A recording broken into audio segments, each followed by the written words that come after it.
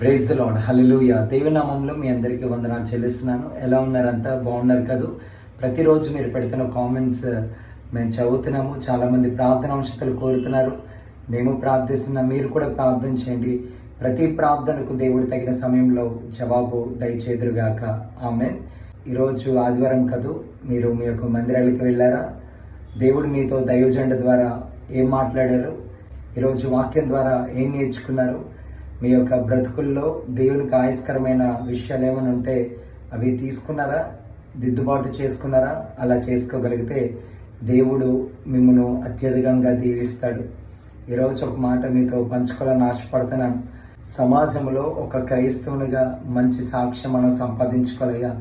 అందుకనే అపోస్తలుడైన పౌలు ఏమంటాడంటే, నా బ్రతుకు మూలంగానైనా సరే, నా చావు మూలంగానైనా సరే, నా దేవుని నామానికి మహిమ రావాలని పౌలు అంటాడు.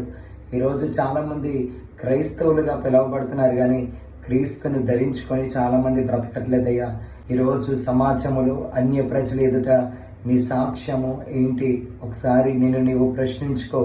అన్య జనుల ఎదుట సమాజంలో ఒక మంచి సాక్ష్యము నీవు సంపాదించగలిగితే, క్రీస్తును ధరించి క్రీస్తును పోలి నువ్వు జీవించగలిగితే, నువ్వేదైతే దేవుని సన్నిధిలో ప్రార్థిస్తున్నావో ఆ ప్రతి ప్రార్థనకు నా ప్రభు జవాబు దయచేస్తారు. క్రీస్తు కొరకు పత్రికలుగా, క్రీస్తు కొరకు ప్రజ్వలించే జ్వాలలుగా, జ్యోతులుగా మనం జీవిద్దాం.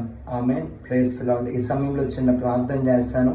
ఈ ప్రార్థనలో ఏకీభవించండి. పరిశుద్ధుడ మహోన్నతుడ దేవా, నీ పరిశుద్ధ పాదములకు వందనాలయ్యా. ఈ సమయంలో ఎందరైతే ప్రార్థనలు ఏకీభవిస్తున్నారో ప్రతి ఒక్కరిని దీవించండి, వారిని బలపరచండి, వారిని దర్శించండి. వారు ఏదైతే నీ సన్నిధానంలో ప్రార్థిస్తున్నారో ప్రతి ప్రార్థనకు జవాబు దయచండి అయ్యా.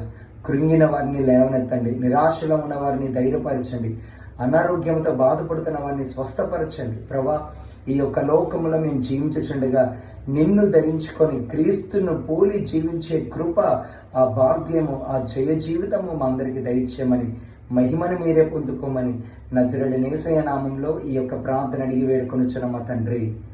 ఆమేన్.